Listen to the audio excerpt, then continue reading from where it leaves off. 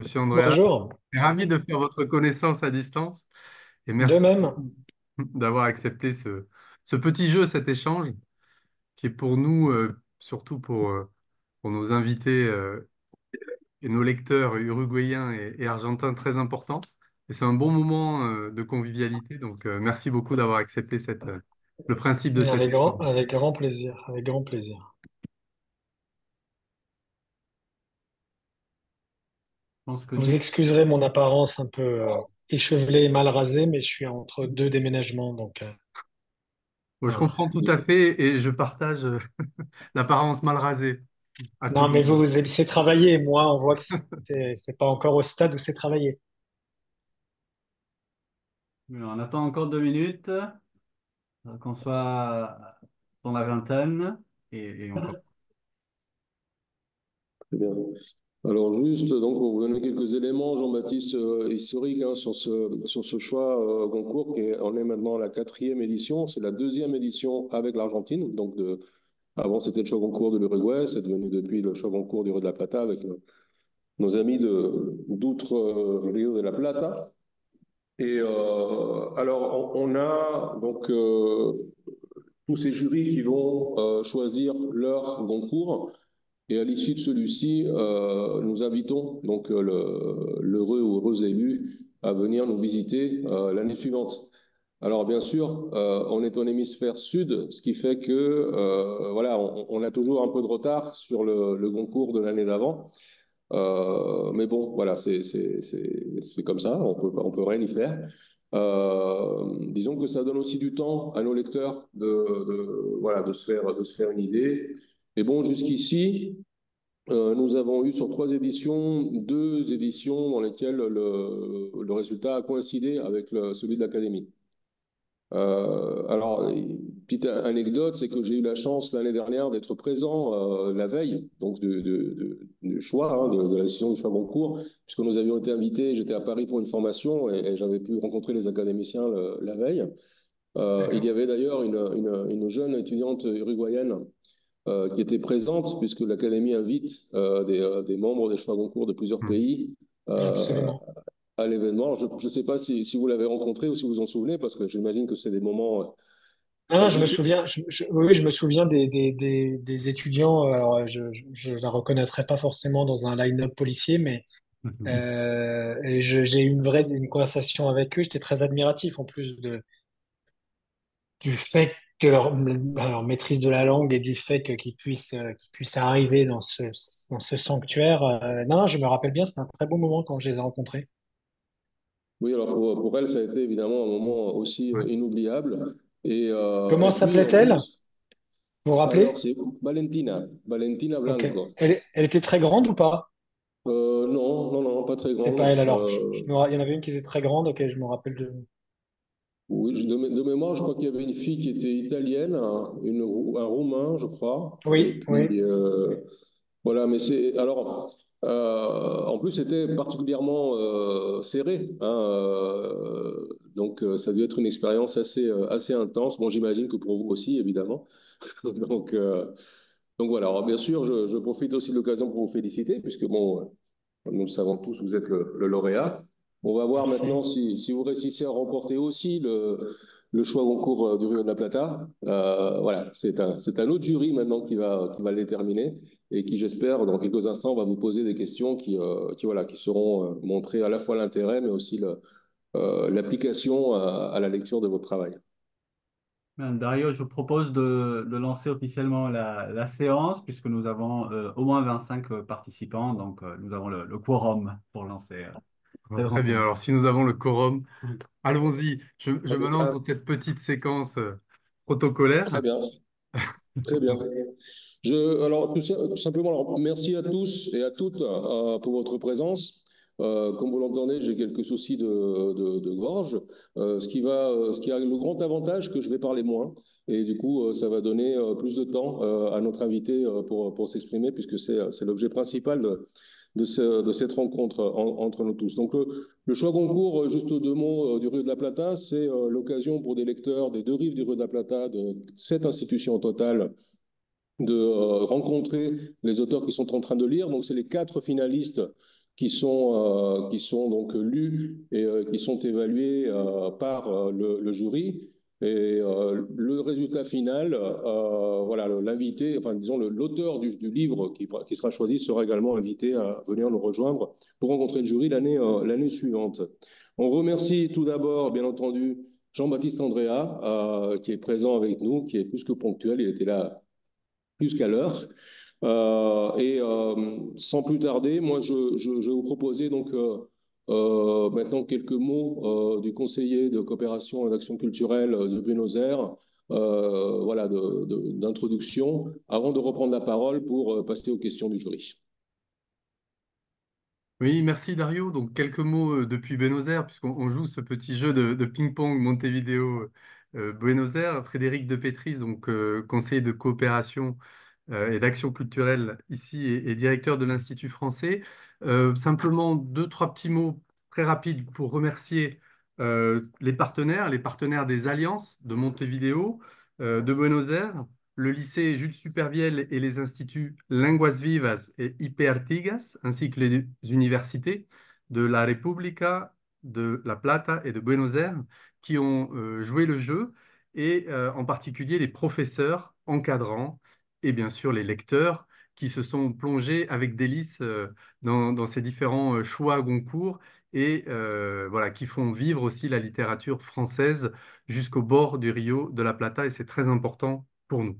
Je voulais remercier une nouvelle fois notre auteur invité ce jour, Jean-Baptiste Andrea, donc lauréat du prix Goncourt 2023 pour Veiller sur elle, un très beau livre. Merci d'avoir accepté cette rencontre et ce moment d'échange où on refait un petit peu le match, on se replonge dans les délices du livre précédent. Je ne sais pas si vous travaillez déjà au suivant, mais c'est un petit peu comme les réalisateurs qui viennent présenter leur film et souvent ils sont déjà sur un nouveau projet, mais ils ont plaisir à retrouver les traces de leurs anciennes œuvres. Remercier bien sûr les collègues du Poste à Montevideo, donc Laurence et Dario qui sont connectés et qui font vivre ce prix Goncourt de Rio de la Plata. Nous avons des liens étroits évidemment avec le Poste, mais je voulais aussi souligner que les deux pays, l'Uruguay et l'Argentine, entretiennent une relation aussi très étroite, quasi fusionnelle, et c'est très intéressant de partager, de croiser aussi les regards, parce qu'il y a quand même des différences et de partager des points de vue sur cet objet commun, cet objet que nous valorisons, qui est la littérature française. Alors, nous avons déjà eu une première rencontre avec Neige Sino jeudi dernier, qui s'est très bien passé, où les lecteurs ont pu aborder son œuvre sous différents angles.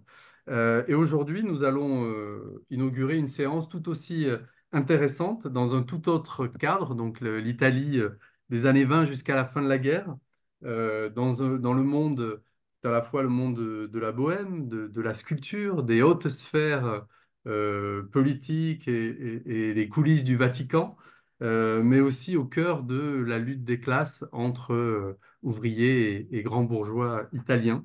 Donc c'est l'œuvre de Jean-Baptiste Andrea et sans plus tarder, voilà, je vous repasse la parole à Montevideo pour lancer les échanges et vous remercier encore une fois à toutes et à tous de vos lectures attentives et de votre participation active aujourd'hui, et en espérant bien sûr recevoir très prochainement Jean-Baptiste Andrea sur les rives du Rio de la Plata. Ce serait un très grand honneur et un très grand plaisir pour nous. Merci encore à toutes et à tous. À très bientôt.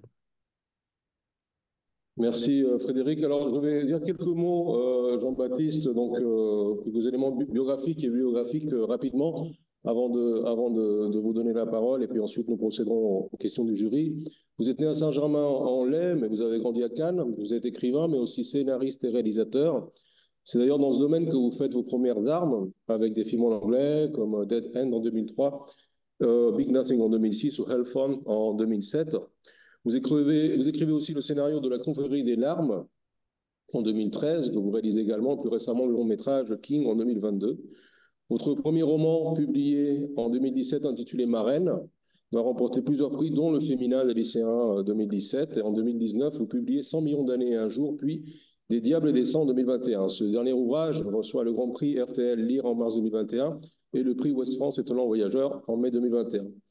Enfin, en 2023, vous publiez votre quatrième roman, intitulé Veiller sur elle, qui est l'objet de cet échange et qui sera récompensé par le prix du roman FNAC 2023 et le Goncourt, comme vient de le rappeler, le COCAC de Buenos Aires en 2023.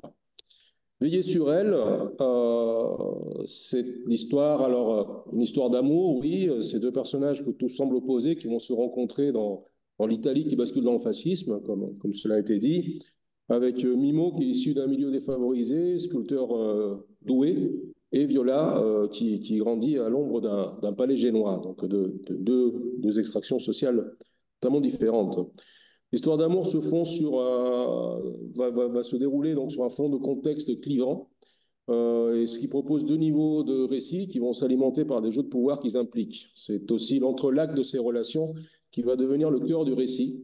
Mimo, au sommet de son art, va profiter des opportunités que lui offre l'amitié de la famille Orsini, qui a bien compris aussi les avantages que les talents du sculpteur pouvaient lui apporter. Alors, je ne vais pas divulgacher davantage le roman pour ceux qui ne l'auraient pas terminé, et je vais tout de suite donner la parole d'abord en vous remerciant donc Jean-Baptiste, et puis ensuite je la reprendrai pour les questions de notre jury. Voilà, donc Jean-Baptiste, je voulais dire un mot, moi, simplement vous remercier déjà Pardon, pour votre présence. j'avais pas compris que je devais parler. Non, je suis très heureux d'être avec vous aujourd'hui. Toujours un plaisir d'échanger avec des lecteurs et des lectrices, et plus encore des lecteurs et des lectrices aussi éloignés. C'est assez touchant d'imaginer qu'un livre puisse avoir une forme d'universalité et nous réunir par-delà les océans. Voilà, donc vous pouvez me poser toutes les questions que vous voulez, même celles qui ne sont pas préparées. Je réponds à toutes les questions. Je veux pas m'ennuyer, je veux pas vous ennuyer non plus. Donc n'hésitez pas. Merci encore Jean-Baptiste. Alors sans plus tarder, je vais donner la parole à la Universidad de Buenos Aires pour la première question. Oui, salut. Merci. Et un grand merci, Jean-Baptiste, pour cette rencontre. Nous avons pensé à une question en lien avec l'idée de destin.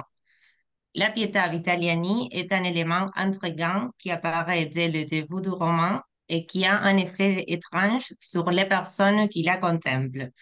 Il semble que le surnaturel ne se manifeste pas seulement dans cet effet de la statue, mais aussi dans les processus qui conduisent à sa concrétisation, comme si Mimo était prédestiné à la réaliser. Dès le début, il critique la piété de l'église de Pietà d'Alba.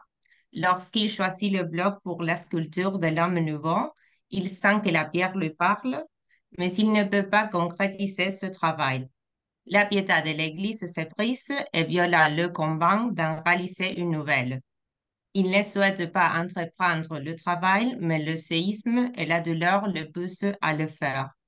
Donc, et comment avez-vous pensé cette dimension surnaturelle en tenant compte du fait que le reste du roman est réaliste et met beaucoup l'accent sur la construction vraisemblable des éléments sociopolitiques et culturels?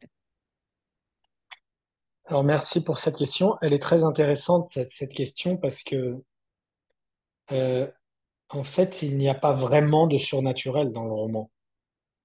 Il n'y a qu'un homme qui sculpte une statue, euh, et la statue a un effet sur les gens qui est presque un effet, qui est un effet de décalage, d'incompréhension, de voir un corps de femme sans savoir que c'est un corps de femme, quelque chose peut-être même de potentiellement érotique. Donc il n'y a pas de surnaturel là-dedans. Mais pourtant, j'ai quand même le sentiment qu'il y a du surnaturel dans ce roman, parce que moi, j'aime ça. Je suis tout autant logique et scientifique que je suis ouvert à l'idée de choses invisibles. Et donc, je crois qu'effectivement, il y a une part de surnaturel dans ce roman euh, qui se manifeste, mais qui fait partie de ma vision du monde. C'est-à-dire que même quand je parle de choses qui sont naturelles, j'en parle peut-être de manière à me connecter avec quelque chose de surnaturel. Moi, je crois que l'être humain, parce que c'est ma croyance personnelle, on est connecté à quelque chose de plus grand que nous. Je ne mets pas de nom, moi, je ne suis pas dans une religion ou dans une autre, mais je crois à quelque chose de plus grand que nous, à une force, à une énergie, à une forme de transcendance. Et la manière d'atteindre, pardon, de toucher cette transcendance et ce plus grand que nous, L'une des manières, c'est l'art. Pour moi, l'art, c'est quelque chose d'extraordinaire. Pourquoi est-ce que l'homme fait l'art? Pourquoi est-ce que l'homme fait de l'art? En fait, dans l'évolution, je ne sais toujours pas pourquoi c'est utile à l'homme de faire de l'art, de pratiquer le geste artistique. Pour moi, c'est parce qu'il a la conscience de quelque chose de plus grand que lui et qu'il essaie d'en donner une représentation sur Terre. Donc, par définition, pour moi, une œuvre d'art, elle est une connexion et une passerelle avec quelque chose de plus grand, quelque chose de surnaturel. Donc, dans quelque chose de naturel qui est l'œuvre d'art, il y a par définition quelque chose de surnaturel qui est cette forme d'au-delà, quand l'œuvre est grande et quand l'œuvre est réussie. Voilà la réponse technique. Moi, ce qui m'intéresse beaucoup dans votre question, c'est qu'il y a très peu de gens qui me parlent du surnaturel dans ce roman, parce qu'il est justement, il est très diffus, il est très léger, il est pas vraiment là, il faut le percevoir. Donc, je suis content que vous ayez eu la sensibilité de percevoir le surnaturel, mais en même temps, ça m'étonne pas non plus parce que vous venez en Amérique du Sud d'une tradition littéraire dans laquelle le surnaturel est présent de manière assez naturelle, sans faire de mauvais jeu de mots. En littérature française, il faut comprendre que c'est très segmenté. Si j'écrivais ouvertement quelque chose de surnaturel en France, je serais déjà plus dans la littérature traditionnelle. Et déjà, d'ailleurs, ce roman, ça a été un peu l'outsider du Goncourt parce qu'il y a pas mal de dimensions, des choses qui se mêlent. Il y a un côté parfois baroque, même il y a beaucoup de choses qui me représentent moi et qui me ressemblent, mais qui ne rentrent pas dans les cadres traditionnels de la littérature française. Donc je suis très heureux de voilà de ça m'étonne pas que vous ayez cette sensibilité qui vous fait percevoir des niveaux, des dimensions du roman que les lecteurs ou les lectrices français ne perçoivent pas toujours. Voilà, bravo. Merci Julien, merci Jean-Baptiste. Nous passons à une deuxième question avec l'Alliance française de Montevideo. Bonjour, bonjour à tous. Je suis la référente du groupe de Montevideo et comme toujours, on me fait poser les questions pour eux parce qu'ils sont un petit peu timides. Donc, mais je vais lire leurs mots. D'ailleurs, c'est une question un petit peu double parce qu'on avait beaucoup de questions. C'était assez foisonnant le travail sur votre roman. Donc, on voudrait vous interroger plus sur votre rapport à la littérature et à l'art, justement. Vous avez dit en interview croire en la puissance de transformation de la culture et que vous avez eu la chance d'être exposé par votre famille à l'art et aux livres. Vous avez même ajouté qu'il fallait aider les jeunes qui n'y ont pas accès parce qu'elles changent la vie. Est-ce que vous pensez que la popularité que vous avez atteinte grâce au concours vous permet d'œuvrer dans cette direction? Et d'ailleurs, par rapport à l'écriture, dans une partie de votre livre, je cite, vous dites, le jour où tu auras compris ce que c'est que sculpter, tu feras pleurer des hommes avec une simple fontaine. Et donc, on se demandait si pour vous, c'est ça ce que doit provoquer, de manière plus générale, l'art ou la littérature, cette émotion. Et est-ce que c'est ce que vous essayez de faire naître vous aussi à travers vos romans? Oui, oui, absolument. Enfin, et en plus, quand je dis pleurer, c'est évidemment pas pleurer de tristesse, ça peut être pleurer de joie, pleurer d'émotion. Moi, dans les grands moments d'art auxquels j'ai assisté dans ma vie, ça m'a fait pleurer. Euh, donc, d'émotion et d'avoir le sentiment de voir quelque chose de parfait d'une certaine manière. Donc après, oui, on aspire tous à cette forme de perfection qu'on atteint ou qu'on n'atteint pas. D'ailleurs, le but n'est pas tant de l'atteindre que de s'en approcher, mais bien sûr, pour moi, un livre, c'est un livre. Un livre, il doit chambouler son lecteur et sa lectrice. Ça, c'est absolument évident. Il doit vous bouleverser une nouvelle fois dans tous les sens, dans toutes les acceptions de ce mot. Euh, c'est un livre qui vous distrait, très bien, il n'y a pas de souci, mais c'est pas ce qui m'intéresse dans un livre. Moi, je veux qu'un livre me déplace, me sorte de moi-même avant de m'y remettre. Ah, c'est une grande expérience, comme la musique d'ailleurs. Les gens le comprennent, surtout les gens qui lisent pas, le comprennent parfois mieux avec la musique. Euh, Encore que j'ai le sentiment que les gens qui lisent pas n'écoutent pas vraiment de la musique non plus. Mais en tout cas, pour moi, toute forme d'art, oui, c'est quelque chose qui doit nous chambouler profondément, qui nous transforme. Donc, on en revient à la première question. pense que c'est vraiment un cliché, et j'enfonce une porte ouverte en disant que si vous prenez un gamin aujourd'hui, un enfant que vous exposez à l'art et un que vous n'exposez pas à l'art, il y en a déjà un, celui qui est exposé à l'art, évidemment, qui a plus de chances dans la vie, qui ira plus loin. Il peut même aller plus loin alors qu'il part d'un milieu social plus difficile que l'autre. Je crois qu'en fait, la plus grande université à laquelle on ait accès, dès qu'on sait lire, c'est le livre, hein. Ça, on apprend, on tâtonne, on découvre, on défriche. C'est un monde fabuleux. Et oui, moi, j'ai bien entendu, enfin, vraiment, je mesure ce que je dois à ma famille de m'avoir exposé très jeune à toute forme, à toutes ces formes d'art, y compris à la musique classique, dont maintenant je suis fou au point que j'ai écrit un livre dessus, qui était mon troisième roman. Alors que quand je me rappelle quand mes parents me traînaient à des concerts à 12 ans, je mourais d'ennui. Et donc, cette graine qu'on plante, elle est extrêmement précieuse. Moi, je vous dis tous, bah, de toute façon, là, si vous êtes là aujourd'hui, c'est que vous lisez tous plus ou moins, hein. Mais je dis beaucoup à des jeunes que je rencontre, que voilà, qu'ils auront beaucoup plus de chance dans la vie, ils iront beaucoup plus loin. En fait, ils montent dans un train qui va déjà plus vite que les autres trains quand ils commencent à lire. Ça, c'est très précieux pour moi. Et enfin, est-ce que ma notoriété me permettra d'œuvrer dans ce sens? Je suis pas sûr d'avoir cette prétention. Moi, j'ai toujours rencontré beaucoup de lycéens. Paradoxalement, j'ai même moins de temps maintenant pour le faire. C'est pour ça que je suis content quand on peut se rencontrer comme ça, même si vous n'êtes pas que lycéen, si j'ai bien compris. Euh, mais en tout cas, voilà, j'y œuvre. Et ce qui est important pour moi, je pense, dans les rencontres, c'est de montrer, quand je rencontre notamment des lycéens, c'est de leur montrer qu'un écrivain, c'est pas forcément un type de 80 ans avec une pipe qui marmonne des choses incompréhensibles. Moi, j'ai envie de leur dire, vous pouvez tous être écrivain. Si c'est votre désir, vous pouvez tous être artistes. Vous pouvez tous être le personnage secret que vous rêvez d'être. Mais encore faut-il en avoir le courage. Et moi, je suis là pour donner du courage aux gens, voilà, si je peux. Merci, merci Jean-Baptiste, et merci pour la question de l'alliance. Alors, d'une alliance française, nous allons à une autre alliance française, cette fois-ci du côté de Buenos Aires. Merci Dario. Alors je suis tout aussi émue qu'honorée d'être parmi vous. Je salue et je remercie Jean-Baptiste Andrea pour sa présence et sa générosité. Et j'invite Monica dans notre groupe de lecteurs. Nous avons rassemblé une dizaine de lecteurs et lectrices à l'Alliance française de Buenos Aires et j'invite Monica à formuler sa question.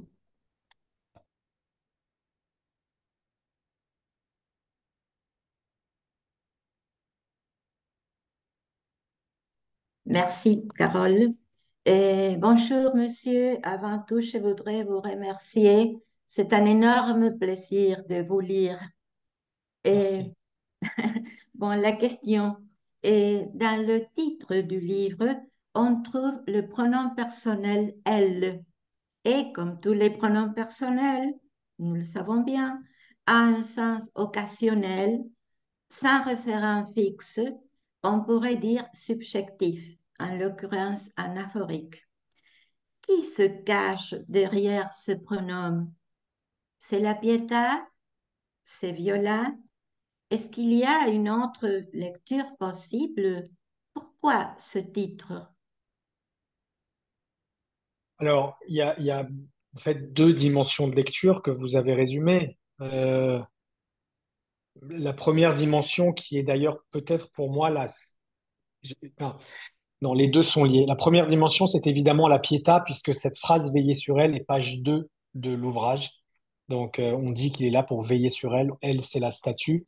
Ce qui me plaisait dans le titre, c'était effectivement le double sens de veiller sur Viola. Mais là où j'ai quand même tendance à pencher vers le premier sens, c'est que j'ai l'impression que Viola n'a pas forcément besoin qu'on veille sur elle et que c'est beaucoup plus Viola qui veille sur Mimo. Et moi, j'ai écrit ce livre autour de Viola et pour Viola, qui est le personnage principal d'une certaine manière. Et je me suis moi-même incarné dans Mimo pour parler de Viola. Donc, oui, on pourrait imaginer que Mimo veille sur Viola, mais au fond, je crois que, en tout cas, sous forme dans leur corps de chair, même si évidemment ils s'aident beaucoup mutuellement, c'est plus elle qui veille sur lui. Et après, ça sera à son tour, à lui de veiller sur la statue. Le petit côté ambigu de ce titre, qui est-elle? le côté mystère me plaisait beaucoup et la douceur du mot veiller me plaisait beaucoup aussi. Voilà, il y a quelque chose de tous mes livres, je crois que c'est mon titre préféré depuis mon premier parce qu'il y a beaucoup de choses dedans. Il y a la simplicité, puis il y a ce pronom elle. Euh, et d'ailleurs, à l'origine, le livre ne s'appelait pas comme ça. Quand moi j'ai fait j'ai écrit, le livre s'appelait Ce que je sais d'elle. Et quand je l'ai remis à mon éditrice, elle m'a dit, ah, mais ce titre a été donné il y a 2 ans, et donc il faut le changer. Donc je lui ai dit, écoute, il n'y a pas de problème pour le changer, hein. Pour moi, c'était un titre de travail, mais je voudrais garder elle dans le titre. Elle parce que Viola, et parce que, voilà, je voulais cette connotation féminine, voire féministe, parce que ce livre a été construit autour de Viola. Oh, merci beaucoup. Merci, merci à tous les deux. On va maintenant revenir en Uruguay avec une question de lycée français, je supérieur.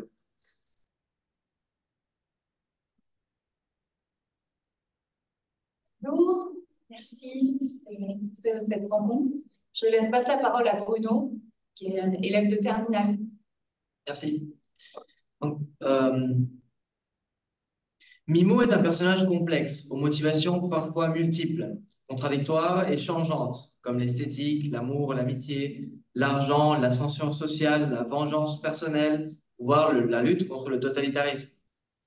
Selon vous, qu'est-ce qui guide ses actions avant toute chose, ou plutôt parmi ces différentes motivations, quel serait le lien ou la cohérence au fil de sa vie? Mais est-ce que nos vies à nous sont motivées par quelque chose d'hyper cohérent en permanence? Non, nous sommes le fruit de la rencontre entre une éducation, des principes ou une absence de principes et les circonstances de la vie, les tentations, les difficultés qui font que une vie n'est pas toujours vécue selon les principes qu'on s'était fixés ou selon la logique qu'on s'était fixée, ou alors parfois elle l'est d'un côté et pas du tout d'un autre. Moi, ce qui m'intéressait dans le personnage de Mimo était justement la contradiction. La contradiction qui est au cœur de toute vie humaine, au fond. Et ce qui m'intéressait, c'est d'avoir un héros qui avait des failles. J'ai été très surpris parce que ça m'était jamais arrivé avant. Sur ce livre-là, il y a une petite frange de lectrices ou de lecteurs qui sont venus me dire, moi, j'ai pas aimé votre livre, le héros, il est méchant. C'est mal ce qu'il fait. Et ça m'a fait rire, enfin, ça m'a un peu étonné de découvrir une phrase un peu morale ou moralisatrice des gens comme si eux-mêmes étaient des saints, ou alors comme si ils ne voulaient lire que des vies de saints. Euh, Ça m'a beaucoup fait rire parce que pour moi, ce qui rend ce héros intéressant et touchant et humain, c'est précisément le fait que ce ne soit pas un saint, c'est précisément le fait qu'il fait des choix que je n'approuve pas particulièrement. Euh, donc ça, c'est très important pour moi. Je dirais en fait, le seul moment où la vie de Mimo devient cohérente, c'est le moment où il sculpte la Pietà. C'est le moment où Viola lui fait comprendre qu'en fait, il y a quelque chose de plus grand que le succès, l'argent lui-même. C'est le moment où elle lui fait, comme je l'ai dit tout à l'heure, toucher du doigt à quelque chose de plus grand que. Là, on peut dire, sa démarche, d'une certaine manière, il comprend quelque chose. C'est l'endroit, le moment où il comprend quelque chose. Il lui faut 600 pages à Mimo pour enfin comprendre et pour enfin atteindre pour enfin se dire j'ai quelque chose de cohérent dans ma vie, j'ai une ligne directrice. Et raison pour laquelle il va veiller sur cette statue après, ayant atteint quelque chose qu'il ne pensait pas atteindre. Mais voilà, je dirais contradiction et chaos sont intrinsèquement partie du personnage de Mimo et sont les raisons essentielles pour lesquelles moi je l'aime. Merci beaucoup. Merci. Merci pour cette question du lycée. Merci Jean-Baptiste pour la réponse. Nous allons maintenant en Argentine du côté de la Universidad Nacional de La Plata.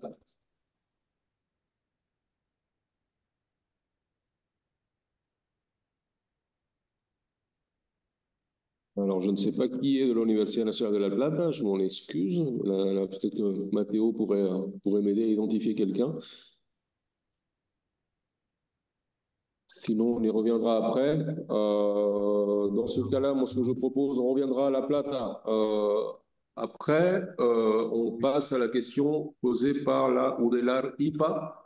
Je sais que tu vas tester ton micro. Alena? Oui, est-ce que vous m'entendez? Oui, on t'entend Oui. Ah, parfait, parfaitement. parfait. Très bien. Bon, bonjour. Bon, moi, je suis l'une des référentes de, d'un groupe qui est uni, qui unit l'Université de la République de Montevideo et l'Institut qui prépare les professeurs, les futurs professeurs de français. Et notre groupe, malheureusement, beaucoup de nos lecteurs ne peuvent pas participer aujourd'hui à cette heure, mais ils vont évidemment voir la vidéo et ils ont rassemblé, on a rassemblé quelques questions et on en a choisi une de Sarah, qui n'est pas là, mais bon, c'est dommage, et je vais lire cette question. Votre roman mêle habilement la complexité d'époques turbulentes et violentes à la rencontre insolite de deux personnages uniques, dédiés l'un à l'autre, comme une promesse inviolable. En tant que lecteur, nous devons faire le même dévouement pour maintenir espoir et patience jusqu'à ce que nous arrivions à la raison de l'enfermement de Mimon et de la dissimulation de sa sculpture pendant toutes ces années. C'est une histoire qui demande du temps, de l'affection et de la foi jusqu'au bout. Je voudrais vous demander s'il s'agit d'une tentative d'exprimer l'importance de voir et de partager la beauté du monde, de l'amour, de l'art, etc., en ces temps si confus et pleins de tensions où la lecture nous rappelle comment profiter à nouveau de la beauté du monde. Vous avez très bien répondu à la question. C'est-à-dire qu'il y avait la réponse dans la question. Je dis très souvent ça, que de nos jours, nous sommes constamment exposés à la noirceur et à la laideur par les mécanismes de l'information et par l'omniprésence de l'image. Les médias aujourd'hui savent très bien qu'en diffusant des images affreuses, ça va générer des clics et de l'attention qui vont générer de l'angoisse et du stress, qui va à son tour générer un désir d'en voir encore plus, qui est paradoxal mais qui est prouvé. Et donc, on devient en quelque sorte complètement drogué à ces images et les médias, eux aussi, puisqu'on représente un revenu pour eux. Et donc, on est dans cette spirale un peu infernale où on ne voit que ce que le monde a de plus laid. Alors, il ne s'agit pas de nier que le monde a des côtés absolument abominables. Ils ont toujours été là. Il s'agit en revanche de ne pas perdre notre capacité à voir l'autre côté du monde qui lui aussi a toujours été là et qui d'ailleurs grandit, qui est la lumière, qui est la civilisation, qui est la beauté, qui est l'art, qui est simplement la joie. On peut appeler ça de mille manières. Il ne viendrait pas à grand monde aujourd'hui. Vous êtes une génération qui aime bien aller au club de sport et poster des photos musclées à la salle de gym. Ça ne viendrait à personne l'idée d'aller se muscler démesurément le bras gauche et pas le bras droit. Et pourtant, c'est exactement ce qu'on est en train de faire avec nos cerveaux en ne consommant que de l'image, que de la dépression, en gros, et de la noirceur, et par le biais de nos téléphones, enfin voilà, des réseaux, etc. Et en oubliant complètement de regarder ce qui est à côté. Donc moi, je crois que le livre a le privilège de faire ça, hein, et en tout cas, moi, je m'efforce de cultiver ça dans ma vie. Je vois pas pourquoi ça serait pas dans mes livres. Je ne veux pas fuir la noirceur. Il y en a dans tous mes livres. Il y a même des gens qui ne voient que ça, d'ailleurs, dans mes livres. Preuve que ils n'ont pas su, ils se sont laissés entraîner comme ils le font dans la vie, ils n'ont pas compris de quoi parlait le livre. Et mes livres parlent justement effectivement de ça. Tous mes livres parlent de joie. Tous mes livres parlent d'accomplissement de son destin, de toucher à quelque chose de plus grand que soi, d'une forme de lumière intérieure, d'une forme de joie immense sur laquelle même la mort n'a pas prise. Voilà, ça parle de ça, mes livres, mais vous avez très bien répondu dans votre propre question. Je crois que je voulais juste dire que ce que nous avons aussi, ce que Sarah, à mon avis, a très bien exprimé, et j'aimerais bien avoir votre avis là-dessus, c'est justement ce besoin de persévérance, un peu aussi comme, je ne sais pas si pris pour la beauté, mais pour la concentration, non? Et le fait de rester at- attentif à quelque chose pour pouvoir en jouir, en quelque sorte. Bien sûr, mais là, en fait, on peut comprendre aussi ça d'une autre manière qui est que, en fait, tous les héros de mes livres sont c'est un petit peu un parallèle beaucoup plus romanesque de ma vie. C'est-à-dire que moi, je veux être écrivain depuis que j'ai 9 ans. Et on m'a toujours dit, mais c'est pas un métier, écrivain. Et donc, j'ai dû beaucoup me battre pour devenir écrivain. Et j'ai été 1000 fois tenté de renoncer. Et il y a quelque chose de magnifique dans le fait de voir quelque chose, dans le fait de croire en quelque chose, de croire déjà en toi-même, hein, pas forcément de quelque chose de surnaturel. Euh, et c'est quelque chose de très important. Je crois que déjà, se conquérir soi-même, se faire confiance, apprendre à se faire confiance et ne jamais s'abandonner tout au long du chemin parfois chaotique de cette vie, ne jamais s'abandonner soi-même, c'est difficile, mais ça paye. Voilà. Et quand je dis ça paye, c'est pas du fric, hein. Je parle pas d'argent. Je parle de cette joie intérieure. Et moi, c'est ça la joie que j'ai eue le jour du Goncourt. Euh, il y avait plein de raisons d'être joyeux le jour du Goncourt, mais profondément, je crois que ce qui m'a bouleversé aussi, c'est que je n'avais pas trahi la promesse que j'avais faite à ce gamin de 9 ans, à ma promesse intérieure de devenir écrivain. J'étais très, très fier de ça. Voilà comment je comprends, moi, cette question-là. Cette persévérance, cette concentration sur cette chose que j'ai toujours aimée. Merci. Merci beaucoup, Jean-Baptiste. Nous allons maintenant à l'Instituto de Estudios Superiores en Lenguas Vivas, Fernández, Argentina. Je ne sais pas quelle est la personne qui le représente, qui en est un référent. Alors, Instituto de Estudios Superiores en Lenguas Vivas, une fois, 2 fois, et sinon on va revenir dans l'ordre qui est... Ah, quelqu'un est intervenu? Allô, oui? Bon, très bien. Dans ce cas, on reprend l'ordre. Donc, voilà, on est en plus du privilège de vous avoir. Vos réponses ont été suffisamment concises pour qu'on puisse avoir un deuxième tour de questions. Généralement, on reçoit plus de 4 ou 5 questions. On demande au référent Jean-Baptiste de nous envoyer des questions à l'avance pour un petit peu voir ceux-là qui se superposent et du coup, voilà, pas les répéter. Mais là, voilà, c'est l'occasion, puisque vos réponses ont été assez concises, et ce qui dépend aussi des questions, d'avoir un second tour. Donc, double privilège. Alors, je recède pour le coup la parole à la Universidad de Buenos Aires. En C'est fait, bien la première fois qu'on me dit que je réponds aux questions de manière concise, hein. Mais bon, alors, allez, je vous écoute. non, mais on n'avait pas une autre question, alors je peux passer la parole à la suivante parce on avait pensé une seule cette occasion, mais je pense que peut-être je pourrais dans ce moment revoir nos échanges pour voir si je trouve une autre dans quelques minutes. Très bien, Lucie. Alors, on continue donc dans l'ordre, hein. On va être très protocolaire. On reste une ambassade. L'Alliance française de Montevideo, s'il vous plaît. Oui, bonjour. Alors, je reviens et je vais prendre une autre question de notre groupe. Je ne sais pas si ce que vous en pensez. Elle a une vision sur le roman. Plusieurs éléments dans Veiller sur elle vont par pair. Les jumeaux cosmiques, Alinéa et Emmanuel, les jumeaux italiens, l'ours qui a des jumeaux.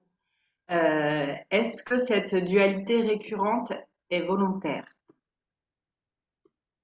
J'aimerais vous répondre que oui, mais non. Je suis en train d'en prendre conscience. C'est vrai, c'est vrai, c'est vrai. Vous avez raison. Alors, les ours, c'est biologique, hein. C'est vrai que les ours, souvent, ont des jumeaux. Ben, je crois que cette idée de deux êtres qui sont liés par quelque chose de profond, je trouve ça incroyablement romanesque. Il y a d'ailleurs pas mal de films de cinéma autour des jumeaux. Euh, les histoires d'amour, n'en parlons pas. Non, finalement, est-ce que ce qui fait tourner le monde n'est pas la simple conséquence, le simple résultat de l'interaction entre deux êtres ou de l'absence d'interaction entre deux êtres là où elle devrait être? Un enfant qui n'a pas de mère ou qui n'a pas de parents, est-ce que ça va pas devenir enfin, si on regarde les plus grands tyrans de nos jours, il est possible qu'il y ait une faille, il est même très probable voire quasi sûr qu'il y a une rencontre qui s'est pas faite avec quelqu'un, il y a une déception profonde dans un rapport à l'autre, et peut-être probablement à une seule personne. Et dans certains cas, on ne saura pas qui c'est, dans certains cas, on saura qui c'est. Donc cette plus petite unité, d'une certaine manière, de nos vies, sentiments émotionnels, de notre développement émotionnel, cet atome de notre développement émotionnel, il est très précieux.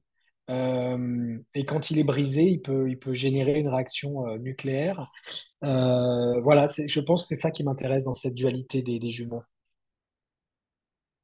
Cosmiques ou pas, jumeaux réels ou jumeaux de cœur. Merci Jean-Baptiste. Alors, j'apprends qu'il y a donc le référent, une référente de l'Institut de Estudios Superiores en Lenguas Vivas qui s'est connecté.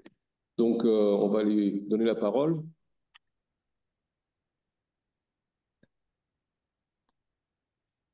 De qui s'agit-il, Matteo? Il s'agit de Magdalena Arnoux qui vient de se connecter. Donc, je ne sais pas s'il a eu le temps d'activer le son, la caméra. Euh, on va lui donner quelques secondes et sinon, on continue le tour de table. Alors, on reste chez toi, hein, du coup, Matteo, puisque ça serait l'Alliance française de Buenos Aires qui arriverait dans l'ordre. Bien. D'accord, Dario. Alors j'invite Valeria ou Alejandra à poser une question. Elles sont toutes les deux réunies comme des jumelles. Merci Jean-Baptiste d'être là. Et je voudrais poser cette question.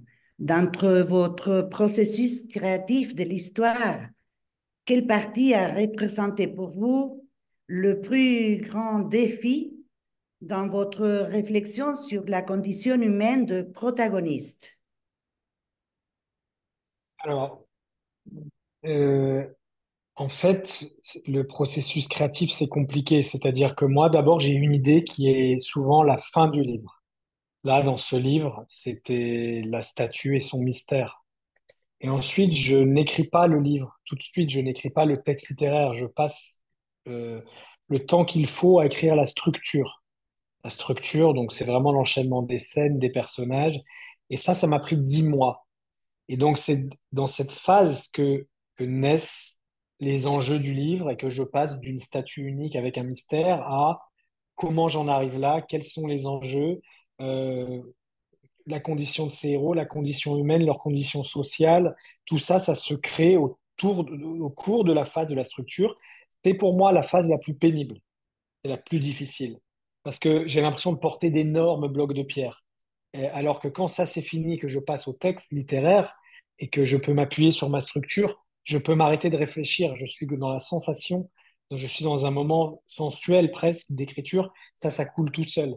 Et c'est toute la phase d'avant qui est pour moi la plus difficile, la construction, éliminer toutes les versions possibles de l'histoire pour ne garder que celle qui me paraît la meilleure, essayer d'éviter les clichés, trouver le bon rythme, euh, comprendre euh, ce qui appartient au livre, ce qui n'appartient pas au livre. J'avais l'impression par exemple, toute la partie du cirque dans ce livre, j'avais l'impression que c'était un autre livre jusqu'au moment où j'ai compris qu'en fait, c'était le même livre, que ça parlait de la même chose. Donc, je découvre, moi aussi, c'est pas le résultat d'une réflexion logique, c'est le résultat d'une phase d'observation et d'ouverture aux idées qui défilent. Euh, et qui me permet de dire, ah oui, ça c'est bon, ça c'est bon, ça c'est bon, ça c'est pas bon, ça c'est pas bon. Ça, c'est la phase pour moi la plus difficile. C'est très difficile. Mais je crois que c'est une phase essentielle à la construction d'un roman. Voilà, moi je suis très partisan de la construction des romans avant de passer au plaisir de la littérature, au plaisir de l'écriture des mots. Merci Jean-Baptiste. Alors, je ne sais pas si l'Instituto de Estudios Superiores en Lenguas Vivas a pu se connecter maintenant. J'ai pas de réponse pour l'instant, mais Lucia de la UBA m'informe qu'une des étudiantes va poser une question. Qui On va suivre l'ordre, Matteo. On va Ah, suivre d'accord. l'ordre. Ok. Voilà, moi je maintiens, voilà, dans la rigidité protocolaire, voilà, comme vous l'avez compris. Le lycée français, Jules Supervial de Montevideo. Merci. Alors, pourquoi avez-vous fait le choix de cette double narration, à la première personne à travers les yeux de Mimo pour le récit de sa vie, dans le sens chronologique, et à la troisième personne par un narrateur omniscient pour sa fin de vie, c'est-à-dire au passé proche? Aviez-vous songé à d'autres formats de narration possibles pour cette histoire? Non, non, ça c'est. Alors ça, je ne me souviens pas exactement. En fait, j'avais ma structure, mais ma structure ne. Enfin, je savais que c'était à la première personne. Je pense que le narrateur omniscient est apparu au moment où j'ai commencé justement la rédaction littéraire. Et je me suis dit, bah tiens, cette scène, je pose le décor, si je la racontais à la troisième personne. Et ça m'a plu parce que j'avais beaucoup écrit à la première personne avant. Je trouve que c'est un mouvement de caméra presque. Même si j'ai fait du cinéma avant, mais j'y pense pas en écrivant. Donc c'est pas le mouvement de caméra n'est pas une métaphore par laquelle j'essaie de vous dire que je pense au cinéma, mais simplement, je trouvais ça justement riche et d'avoir cette voix différente, de regarder un peu comme un narrateur omniscient, presque comme un dieu qui flotterait autour de la scène et observerait, et tout d'un coup, on descend dans le cerveau de ce héros. Là encore, une nouvelle fois, il y a quelque chose du mouvement de caméra qui me plaisait beaucoup, et puis qui me permettait, qui vous permettait, lectrices et lecteurs, d'identifier puisque parfois on revient de manière tout à fait inattendue au présent, d'être moins dérouté, de reconnaître tout de suite comme s'ils avaient été colorisés, quelles époques, comme si on passait de la couleur au noir et blanc, ou vice-versa, ça permettait cette voix d'identifier tout de suite qui parlait et où on était. Merci. Cette fois-ci, oui, Mathieu, on va à la UBA, à l'Université de Buenos Aires. Bonjour, vous m'écoutez? Oui, Bon, ici une élève de l'UBA, Argentine. Je me demandais si vous avez eu la chance de lire Elena Ferrante, une écrivaine italienne, car vous avez notamment dit que vous avez eu de la chance de vous et bon, d'être influencé par l'art et l'Italie. Mais je trouve des similitudes ou de l'influence qui ça entre vous et cet auteur. Et elle parle dans L'ami génial, l'amiga estupenda, oui, oui. de, oui, d'une histoire d'amitié. C'est très intéressant car elle profondit sur un type de relation qui n'est pas tout à fait toujours mise dans le premier plan. Et elle m'a paru intéressant avec la dualité de Mimo et Viola. Et aussi une autre chose que j'ai,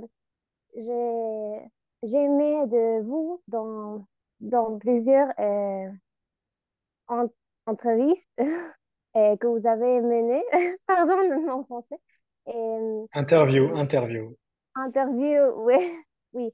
Et, j'ai aussi vu que vous avez une façon particulière de concevoir votre chemin d'écriture, votre façon d'écrire, et où cette dualité que vous avez dit dans un moment, dans cette interview, euh, entre rationalité, un côté plus rationnel, plus de pensée et avec inclus un espèce de savoir la fin de votre texte, mais aussi il y a un côté plus irrationnel, un moment où vous laissez euh, vous laissez non, fluir et, et j'ai trouvé que cet auteur aussi fait la même chose. Elle pense pendant des années, elle chemine dans sa tête des histoires et dans un moment, non, elle écrit tout d'un coup et elle revient dans son écriture pour la purifier, comme Hmm. vous dites dans le texte, et dans votre roman, il y a un moment où Mimo même dit une forme de concevoir comment bon, vous écrivez, mais comment il crée les différents statuts, non? Qu'il commence par purifier et éliminer, non? Ce qui est de Mm. plus. Mm. J'aimerais Euh, savoir plus sur votre forme d'écrire. Comment vous... d'accord. Alors, donc moi, j'ai jamais lu Elena Ferrante de ma vie entière. Je voulais lire Elena Ferrante, d'ailleurs, je le ferai. Mais donc, il y a sûrement des similitudes. Je suis d'ailleurs flatté si c'est le cas, vu le succès qu'elle a. Moi, je l'ai jamais lu. Pour moi, le thème de évidemment, on n'est pas les premiers à écrire sur le thème de l'amitié. Moi, pour les histoires, les grandes histoires d'amitié, ça remonte probablement à Alexandre Dumas et les Trois Mousquetaires et ces formidables histoires d'amitié qui se font et puis qui se défont avec le temps, que je trouve toujours particulièrement bouleversant. Et puis l'écriture, oui, alors effectivement, je fais dire à Mimo cette phrase qui lui dit que c'est comme, enfin, c'est pas évidemment une métaphore de l'écriture, mais lui, il parle de sculpture et il dit, hein, il faut enlever toutes les couches d'histoire qui ne sont pas nécessaires, mais à un moment, il faut s'arrêter de frapper pour ne pas endommager l'histoire quand on atteint le cœur de cette histoire. Tout à l'heure, je disais que je travaillais beaucoup la structure et des mois et des mois. C'est pour ça, c'est pour pouvoir éliminer tout ce qui ne me paraît pas nécessaire. Et ça peut paraître paradoxal de dire qu'un un livre de 600 pages est purifié de ce qui n'est pas nécessaire, mais c'est bien le cas. J'aurais facilement pu écrire 300 pages de plus. Et moi, mon rêve, mon désir en tant qu'auteur, c'est de disparaître derrière le texte. Je veux pas, quand vous lisez un de mes livres, que vous vous disiez, je veux pas que vous disiez, que vous admiriez les mots et les phrases directement. Je veux que les phrases vous choquent. Il y a beaucoup de gens qui me disent, je me suis arrêté parce que la phrase a eu un énorme effet sur moi. Ça me flatte beaucoup parce que ça, c'est l'effet que je vis. C'est-à-dire, c'est pas que j'emploie des mots compliqués ou qui sont dans le dictionnaire ou des tournures même. Je cherche pas à faire des allitérations, je ne cherche pas l'effet. Ce qui m'intéresse, moi, c'est ce qu'il y a derrière le mot. Et plus le mot est simple, et plus ce mot, si j'ai un mot très simple qui peut vous mettre en connexion avec quelque chose d'énorme, avec un concept puissant, ça, c'est fabuleux pour moi. Pour moi, c'est juste donner cette étincelle qui va faire une explosion dans l'esprit de la lectrice ou du lecteur. Et le mot, c'est l'étincelle. Et une étincelle, c'est tout petit, c'est tout simple et c'est humble.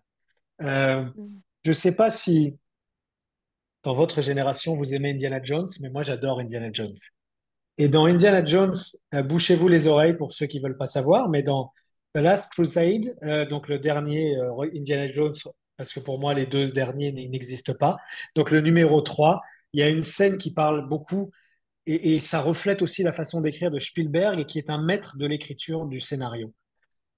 Euh, Quand Indiana Jones cherche le Graal, à la fin, il y a tous les coupes et les vases exposés. Et celui qui est le Graal, et il ne faut pas se tromper, sinon on meurt si on touche le mauvais, c'est la petite coupe en bois qui a été sculptée par un charpentier. C'est pas le vase avec des bijoux. Et pour moi, mais ça a été sculpté euh, au pied de la croix, et ça a été sculpté par un charpentier, et c'est Joseph d'Arimathie, et c'est quelque chose de précieux qui a une histoire immense dedans. Et ça, pour moi, c'est ça un livre, c'est ça une œuvre d'art, c'est ça l'écriture, c'est aller au dépouillement le plus parfait et parler de quelque chose d'immensément complexe et d'énorme. Voilà, je peux pas vous le dire autrement. Ah oui, Merci. merci beaucoup. Merci Jean-Baptiste, merci Lucila. L'Instituto de Estudios Superiores en Lenguas Vivas, donc Mélina, va pouvoir poser une question, puisqu'elle lève la Oui, main. oui, vous m'entendez? Oui? Ok, merci. Bon, la question, ça serait, Viola est un personnage fascinant, mais nous avons accès à elle seulement à travers les regards des Mimo, qui semblent parfois ne pas saisir ce qui l'anime ou l'entrave. Et pourquoi cette décision de raconter ces personnages seulement à travers le regard d'un autre? Parce que moi, je suis un homme et je voulais rendre hommage à cette femme incroyable, à sa liberté absolue. Je voulais pas m'incarner en elle. J'ai forcément des réflexes d'homme et forcément une connaissance du corps humain qui est celle intime, enfin personnelle, qui est celle du corps d'un homme. Donc, je ne sais pas ce que c'est, autrement que par l'esprit et mon attention à ça. Je ne peux pas savoir ce que c'est d'être une femme dans ses moindres détails. Donc, je ne voulais pas voler cette identité de Viola. Le meilleur moyen d'en parler, comme je l'ai dit tout à l'heure, était précisément, vous l'avez bien défini, de m'incarner dans le personnage de Mimo. Quitte à ne pas tout comprendre, quitte à observer avec émerveillement ou étonnement de l'extérieur, qui est ce que font tous les hommes de nos jours, mesdames, quand ils vous regardent et qu'ils ne comprennent rien à votre intelligence. Et pour moi, c'est une inspiration, cette intelligence-là. Moi, j'ai toujours été, enfin, j'ai été construit par, et d'abord ma mère, et porté par des femmes brillantes qui m'ont amené où j'en suis aujourd'hui. J'ai été découvert alors que tout le monde m'ignorait et que mon premier manuscrit avait été refusé dans toutes les maisons d'édition par une femme. C'est pas anodin tout ça pour moi. Donc voilà. Donc moi, je voulais rendre hommage au combat de cette femme-là, qui est celui de beaucoup de femmes. Dès qu'on a un peu d'intelligence dans notre monde, c'est quelque chose de dangereux. Et moi, ce que je vois autour de moi, c'est que les femmes en ont beaucoup d'intelligence. Mais voilà, je voulais pas franchir ce seuil de me dire, allez, tiens, là, tiens, je vais être une femme le temps de ce livre. Non, je suis toujours moi qui parle de l'extérieur avec l'émerveillement, l'incompréhension, la fascination qui vont avec. C'était assez important pour moi. Et puis de ce décalage, il y a évidemment beaucoup dans ce décalage de regard, il y a aussi beaucoup d'humour et c'est toujours très important pour moi l'humour dans les romans. Merci.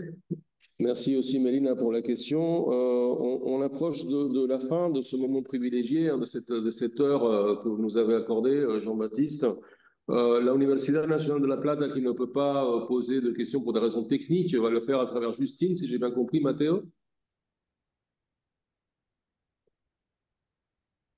Non, c'était finalement le Lenguas Vivas, Dario. D'accord. Donc c'est Mélina finalement qui l'a posé, Qui l'a posé. au-delà D'accord, des très limites bien. Eh bien, techniques. La Plata, parfait, parfait. malheureusement, ils avaient un partiel aujourd'hui, donc ils ont été un peu pris de court. Ils regrettent et ils sont désolés, mais ils pourront rattraper ça grâce à l'enregistrement en cours. Absolument. Et donc, dans ce cas, ce que je vous propose, c'est de terminer avec une question de la Udela IPA, voilà, pour clore donc, ces échanges. Et puis ensuite, Mathéo, je reviendrai vers toi, peut-être pour quelques mots de Frédéric. Bien, alors, nous, on a effectivement, bon, deux questions très courtes, je ne sais pas si elles sont très simples. La première concerne une possible adaptation au cinéma. La question vient de notre étudiante Ariane qui demande, en tant que cinéaste et scénariste, avez-vous pensé à adapter, veiller sur elle pour produire un film ou une série? Et moi, j'ajoute peut-être, sinon, est-ce que l'idée d'une adaptation vous paraît agréable ou plutôt vous préféreriez ne pas qu'on la fasse pas? Non, non, on vient de signer avec deux producteurs avec qui moi j'ai travaillé avant pour l'adaptation, soit en film, soit en série. Mais moi, je m'en occupe pas. C'est-à-dire que je signe avec des gens de confiance. Je suis très heureux que ça devienne quelque chose si ça devient quelque chose, parce qu'après, signer, c'est une chose, mais après, faire, c'est encore une autre chose. C'est compliqué, le cinéma. Je serais très heureux que ça devienne un film ou une série, mais mon bonheur n'est pas lié à ça. Moi, mon bonheur était lié à écrire ce livre. C'est la forme la plus parfaite que je pouvais donner à cette histoire. Pour moi, c'était le livre. Si quelqu'un veut le prendre et en fait un beau film, formidable. Mais c'était pas un rêve de ma part. Voilà, j'en suis très honoré. Mais voilà. Je ne sais pas si je peux poser la deuxième question très Allez-y, allez-y. qui vient de Claudia. Et elle est liée, je ne l'ai pas ici, mais je me rappelle, je crois que cette question est liée à la couleur verte.